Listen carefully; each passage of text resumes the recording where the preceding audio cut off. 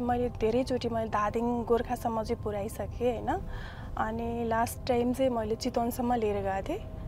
चितवन लिएर जाँदाखेरि पनि मैले 100% फुल चार्जमा जाँदाखेरि चाहिँ चितवन पुग्दा मेरो गाडीमा चाहिँ 50% चार्ज रिमेन। त्यो पनि एकदमै राम्रो लाग्यो भनौँ न। वान फुल चार्जमा चाहिँ म यहाँबाट झन्डै चितवनसम्म नै गएर फर्किन भ्याउने रहेछु। म अब नामी लिएर चलाउन थालेको चाहिँ 2 महिना भयो अहिले चाहिँ।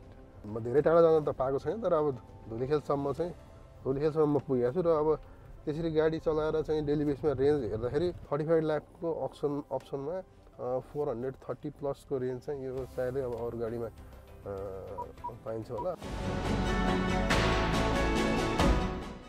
फ्यामिलीहरूले पनि अब म ट्राभलिङ गर्दाखेरि बस्दाखेरि हरेक जति अलिकति सिटहरूदेखि लिएर कम्फोर्ट चाहिँ नि फिलिङ गर्दै थियो। ह्याप्पी छन् फ्यामिलीहरू पनि।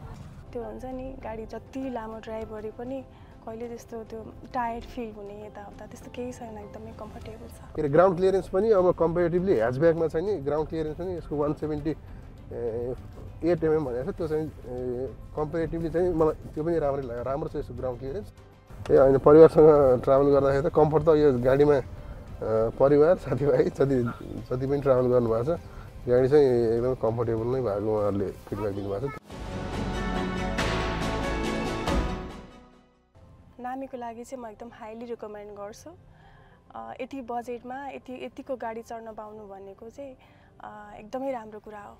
अब मैले साथीहरूले पनि अब सोध्दै थियो, अनि मैले चाहिँ नि यो नामी मलाई त दामी लाग्छ है भनेर रिकमेन्ड गरेको पनि छु मैले।